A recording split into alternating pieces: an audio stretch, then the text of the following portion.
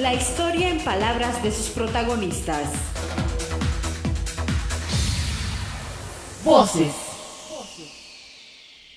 Hoy en la sección Voces nos encontramos con el doctor Juan Carlos Pineda Cortés de la Unidad de Ciencias Biológicas del Centro de Investigaciones Regionales Dr. Hideki Noguchi. Él pertenece al cuerpo académico Estudio Integral de los Trastornos Degenerativos del Sistema Espacio. Bienvenido a este espacio. Muy buenos días. Bueno, antes que nada, ¿nos podría explicar brevemente a nuestro público en qué consiste la labor de su cuerpo académico, cómo está integrado y en específico la naturaleza de los proyectos que realizan? Sí, mira, nuestro cuerpo académico se integró para desarrollar el conocimiento sobre las neurociencias. Cuando nosotros empezamos, hace alrededor de 16 años, 17 años, no más ya, 20 años, perdón, no, 25 años, porque hace 20 años que llegué yo, 22 años que llegué yo, pero ya estaban el doctor José Luis Góngora y la doctora Gloria Arankowski desde 1991, el doctor Góngora, 1993 la doctora Gloria Arankowski, y llegaron a impulsar el conocimiento de las neurociencias en Mérida y en Yucatán. En ese entonces no había nada absolutamente en ese campo de estudio. Ellos empezaron, después llegué yo repatriado en el 97, fui el tercero y empezó a formarse ya un cuerpo académico en términos de lo que después surgió, porque los cuerpos académicos en la universidad surgieron a partir del 2004 aproximadamente, si no mal recuerdo. Pero cuando surgieron, nosotros ya éramos un cuerpo académico. Ya estábamos conformados con todas las características que se pedía para ser un cuerpo académico. Entonces estaba también con nosotros ya la doctora Rosario García Miss, Chari, junto con José Luis Góngora, Gloria Arankowski, yo, y se incorporó el doctor Heredia, el doctor Fernando Álvarez, y posteriormente llegó repatriado el doctor Humberto Salgado. Y ahora ya hay, que somos el grueso del cuerpo académico, ¿no? Más todos los técnicos académicos y los estudiantes y los trabajadores que hacen un trabajo sensacional, ¿no? Ok, ¿qué proyectos están trabajando en estos momentos? Pues mira, yo creo que hay varias líneas que se están trabajando. El doctor Góngora empezó desde los años 1991 que llegó hasta la fecha a estudiar la enfermedad de Parkinson, y sobre todo él estudió los mecanismos con los que se genera la enfermedad y posibles terapias, pero utilizando modelos animales. Él desde entonces desarrolló modelos animales de la enfermedad en rata y podía entonces ahí producir conductas que asemejan ciertas cosas de la enfermedad de Parkinson. El modelo no es una enfermedad de Parkinson, ¿no? El modelo imita alguna parte de la enfermedad y nos permite estudiar esa parte. ¿Sobre qué hipótesis entonces se basaron para empezar este proyecto?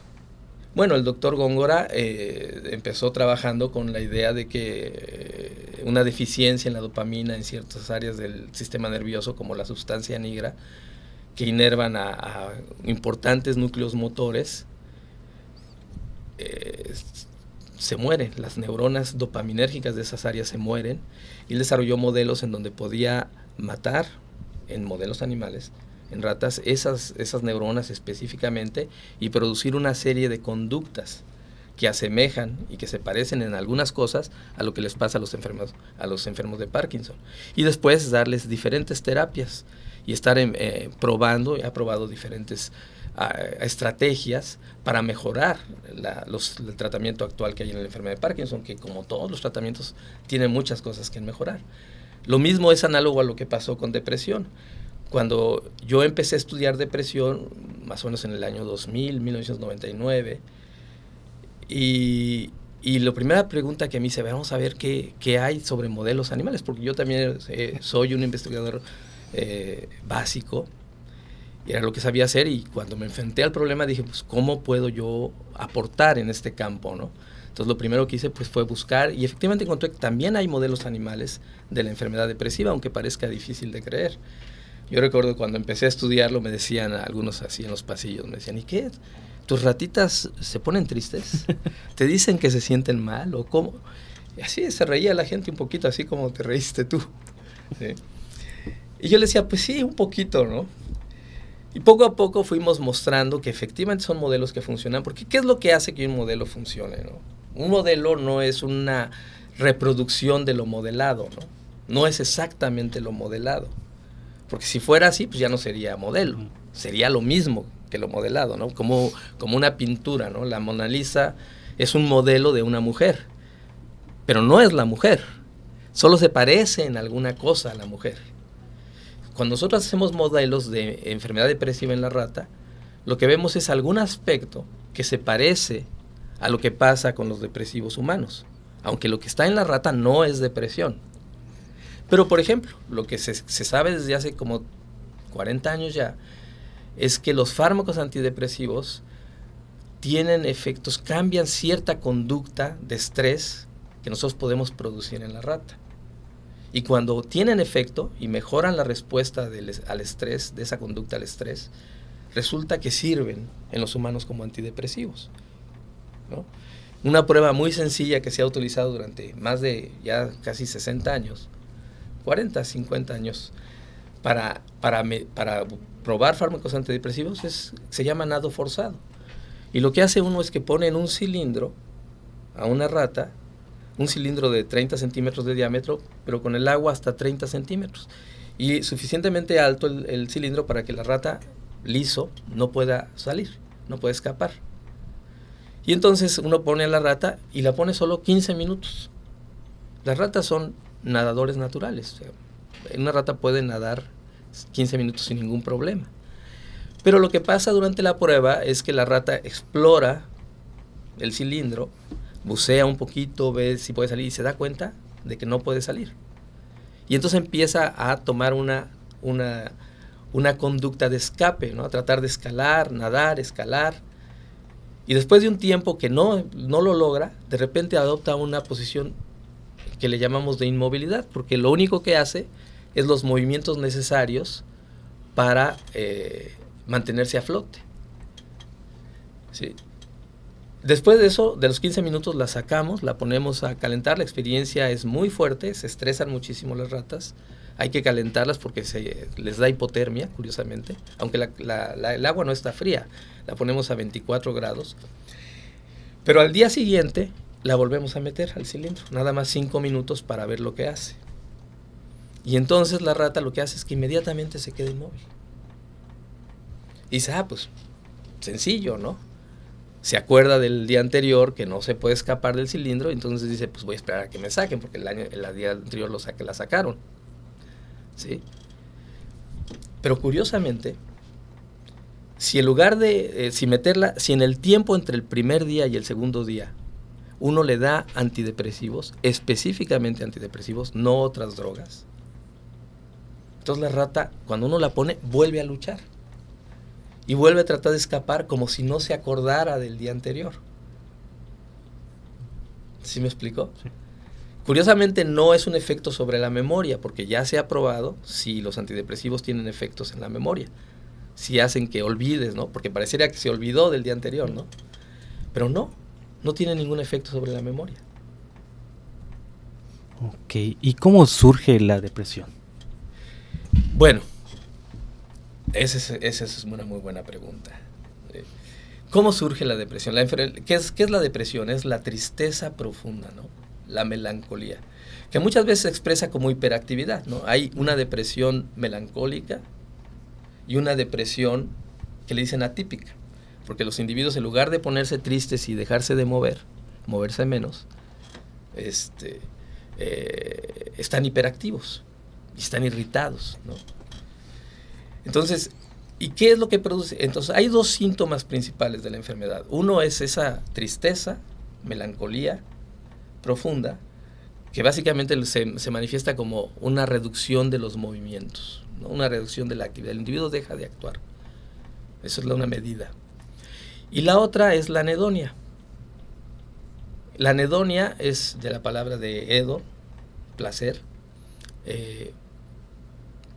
Quiere decir que los pacientes dicen, dejan de sentir placer por lo que habitualmente sentían.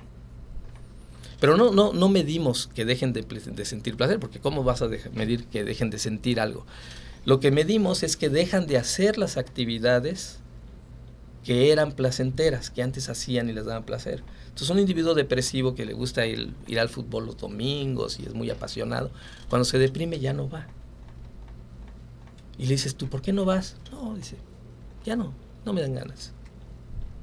Cuando las depresiones son muy severas, los individuos no te contestan nada, ni te contestan, simplemente se quedan en su cama y si les preguntas algo se enojan, ¿no? Están irritados.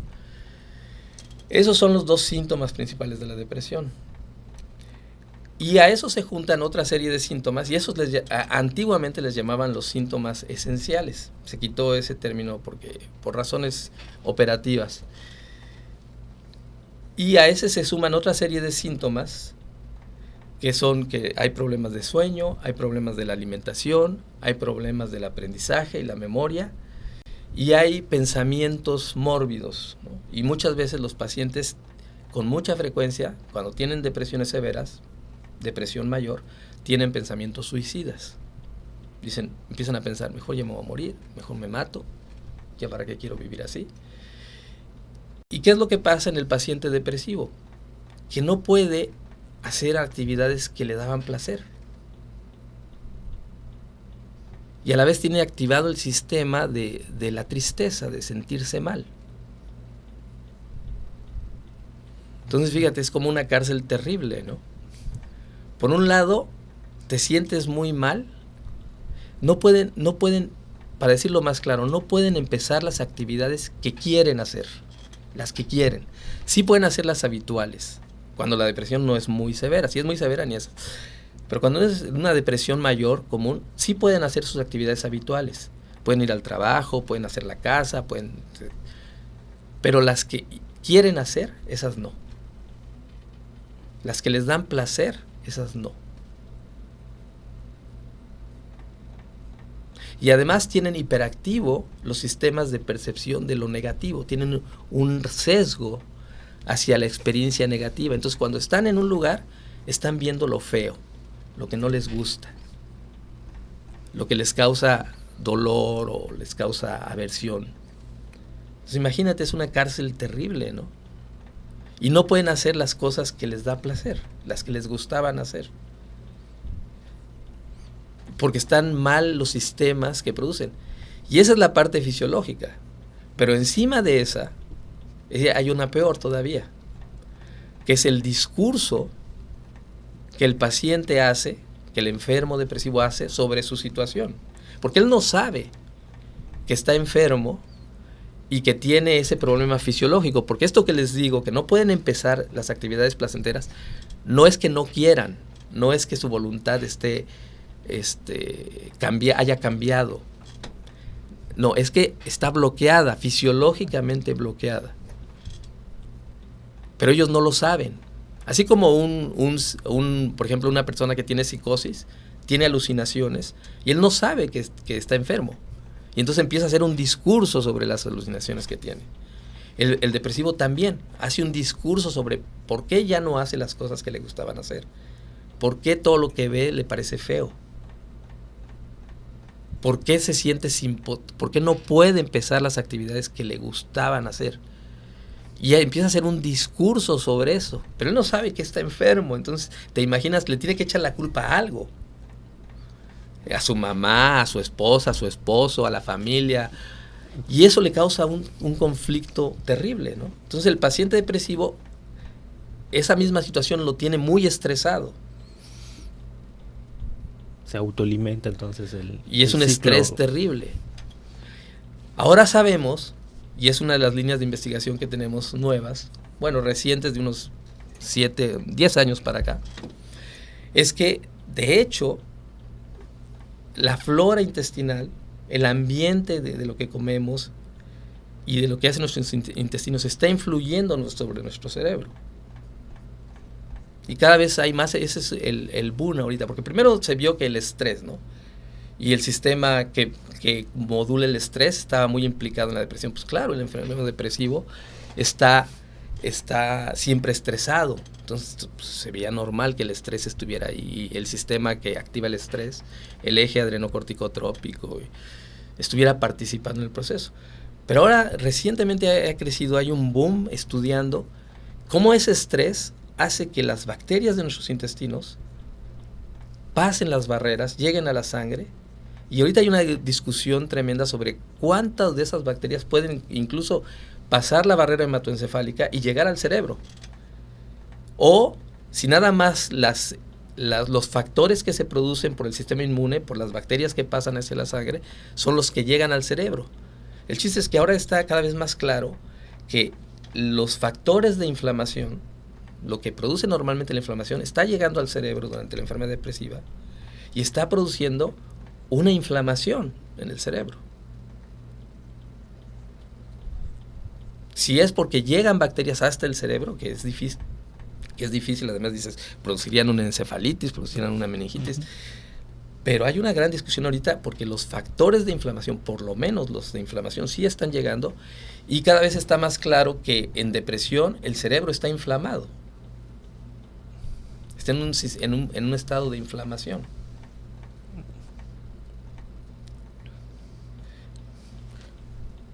Y es ahorita donde hay un gran trabajo de investigación tratando de entender si podemos modular esa inflamación de alguna manera para mejorar el sistema depresivo.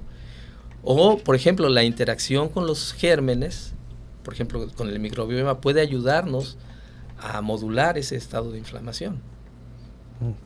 Por eso la última línea que estamos estudiando ahorita nosotros es cómo está participando, estamos empezando a estudiar, es cómo está participando el microbioma intestinal en la enfermedad depresiva. Y es un campo que está explotando de más o menos, les puedo decir que del 2012, 11 para acá, ha ido creciendo exponencialmente los trabajos sobre microbioma, o sea, las bacterias intestinales y las enfermedades psiquiátricas, porque no solo es depresión, pero entre ellas muy importante en la enfermedad depresiva. ¿Y existe algún plan para atacar este problema? Pues mira, nosotros hemos estado trabajando en esta parte del desarrollo del conocimiento, de entender qué es lo que pasa, y hemos hecho en nuestro laboratorio, por ejemplo, hemos hecho pruebas para estudiar cómo están los antidepresivos actuando sobre los enfermos con depresión. Nosotros utilizando nada más los modelos animales. En los modelos de depresión en la rata, estudiamos la eficacia de los antidepresivos. Y ya, por ejemplo, encontramos y publicamos que un problema es que esta eficacia es muy diferente en diferentes grupos de ratas, de las mismas ratas. O sea, hay unas ratas que son sensibles y otras ratas que son insensibles a los fármacos. Y eso es lo que pasa también en los humanos. El citalopram, por ejemplo, que es uno de los fármacos más efectivos para la depresión, solamente la mitad de los individuos son sensibles. Nosotros probamos en las ratas y encontramos que efectivamente, también en las ratas, en el modelo animal que tenemos de la enfermedad, solamente funciona, solo en la mitad de las ratas funciona el citalopram. ¿Y por qué? Estamos tratando de entender también por qué. Y parece ser que tiene justamente relación con la interacción, con la respuesta al estrés, las hormonas que se liberan cuando hay respuesta al estrés. Y estas hormonas, a su vez, están moduladas en gran medida por el microbioma. Porque al final de cuentas el sistema inmune está hecho para los agentes extraños, ¿no? Y el microbioma, pues, está interaccionando y de repente se comporta como agente extraño. Porque en realidad siempre tenemos un microbioma en los intestinos, en todo el cuerpo, pero hay un equilibrio. Y el problema, a parecer, es cuando hay un desbalance en ese equilibrio, ¿no? Cuando surge esto. Y el estrés excesivo, el estrés que no es normal, por ser muy prolongado o por ser muy intenso, provoca ese desbalance. Ok. Entonces estamos estudiando cómo diferentes individuos son sensibles a estos procesos de estrés que producen modelo de depresión y cómo diferentes factores como el microbioma. La doctora Gloria Lankowski tiene un trabajo muy importante, muy bueno, sobre los folatos, sobre cómo los folatos pueden reducir la susceptibilidad al estrés y reducir los síntomas depresivos. Ella lo ha trabajado en humanos, en estudiantes de medicina y en otros ha hecho estudios en la población yucateca y ha visto que la deficiencia de folatos aumenta la incidencia de depresión. ¿Y cómo alguien que está sufriendo esa enfermedad podría atenderse o cómo podría identificarse? Es muy importante eso, porque mucha gente no sabe que está deprimida, y como no sabe que está deprimida, pues no hace nada, ¿no? Y como te digo, los síntomas principales de la depresión son dos tipos. Hay dos tipos de depresión. Una que le llamamos la melancólica, antiguamente así se la llamaba, yo le sigo llamando así porque es lo que mejor la define. El paciente está en un estado de tristeza, ¿sí? Que le dicen, los psiquiatras no quieren usar el término tristeza porque es subjetivo, ¿no? Entonces quieren un término que ellos pueden usar. O sea que el individuo no puede hacer las actividades que hacía normalmente. Y está pensando siempre en cosas negativas. Tiene un sesgo en su pensamiento hacia lo negativo, hacia lo aversivo. Y el otro síntoma cardinal es la anedonia, que es que el individuo ya no hace las actividades que le daban placer antes, pero él no lo sabe. Y tú le dices, ¿y por qué ya no vas al cine si a ti te gustaba mucho ir al cine? Y te dice, no, es que ya no tengo quien me acompañe.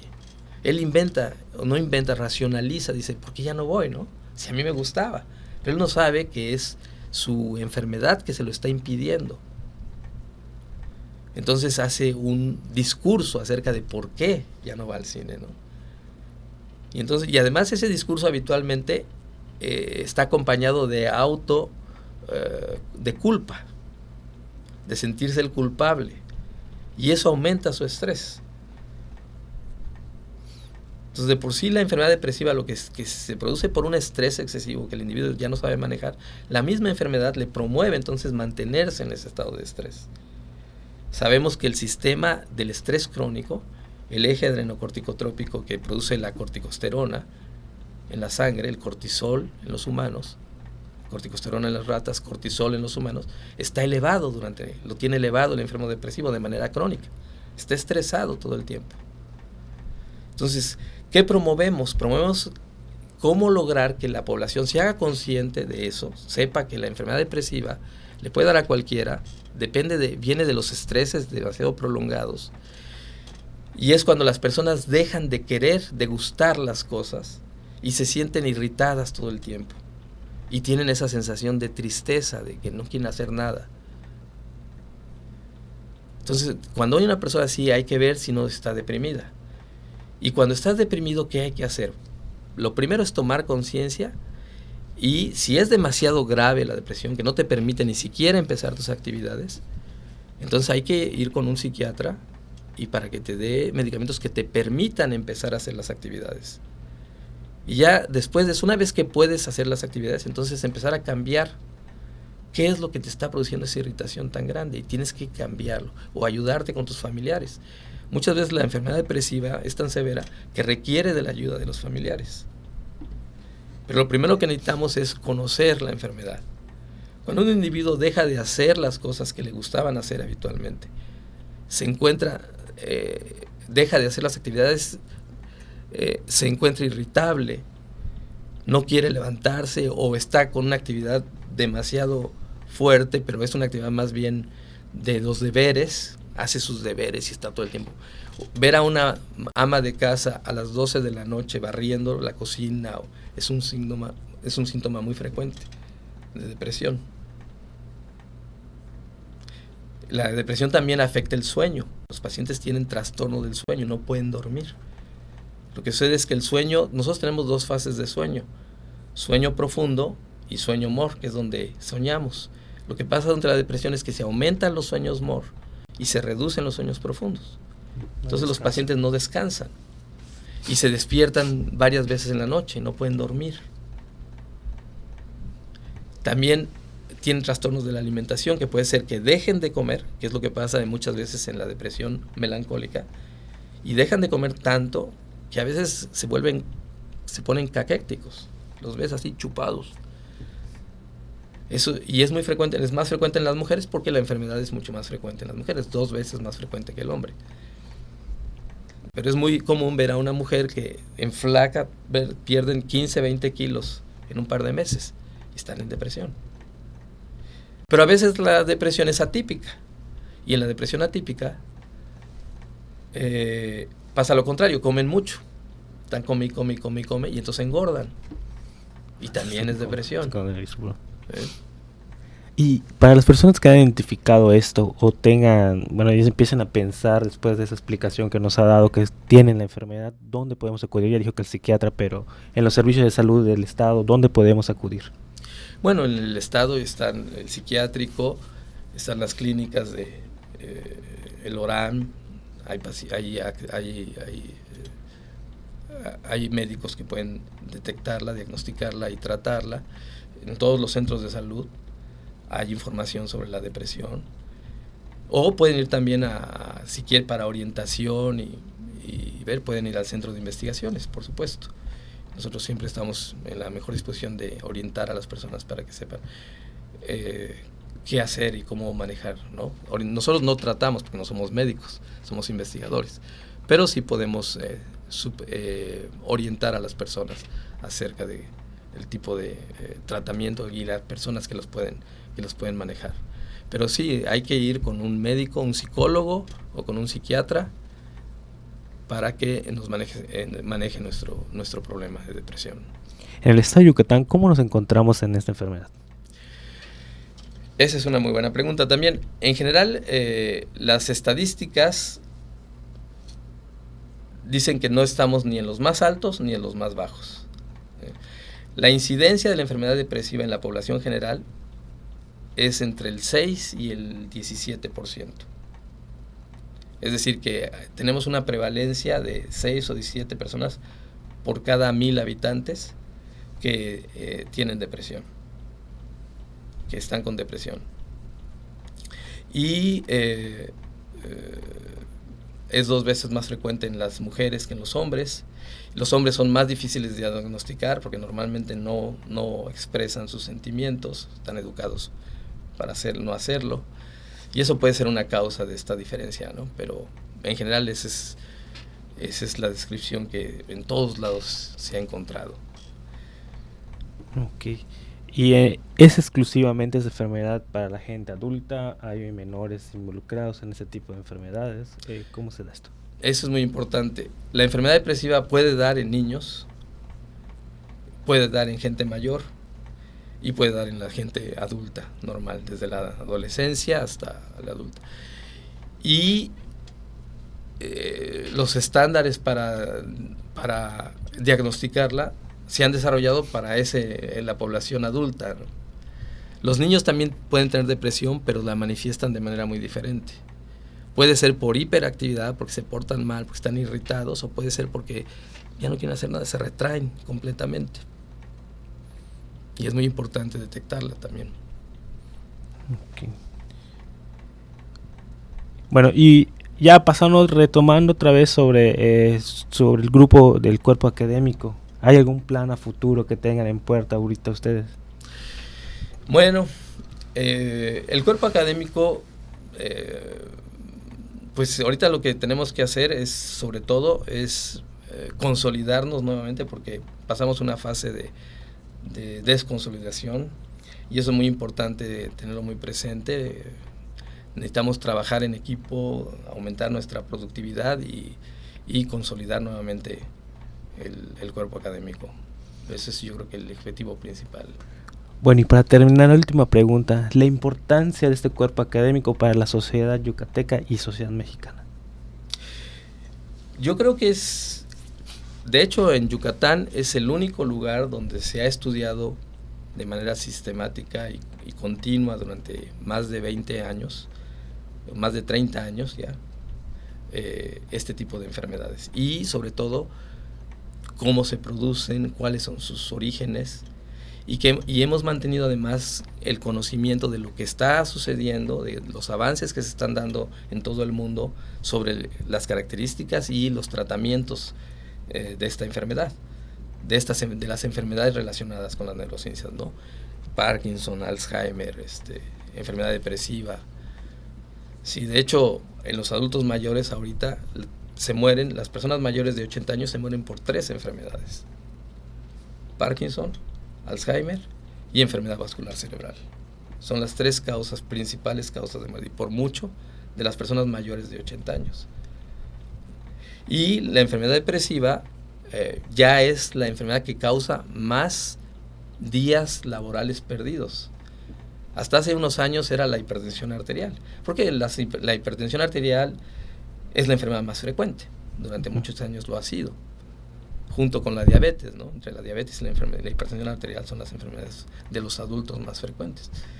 Y la hipertensión arterial era la que causaba más incapacidades laborales. El año pasado en Estados Unidos ya se mostró que es la enfermedad depresiva la que causa más incapacidades laborales. Y en México no dudo que también estemos muy semejantes, lo que pasa es que no tenemos el mismo control estadístico. Entonces las pérdidas son enormes, las pérdidas económicas son enormes por la enfermedad depresiva, solamente por la enfermedad depresiva. Y el sufrimiento humano que causan es todavía más importante, ¿no? Es gigantesco. Por recaer importancia de la investigación que están realizando ustedes.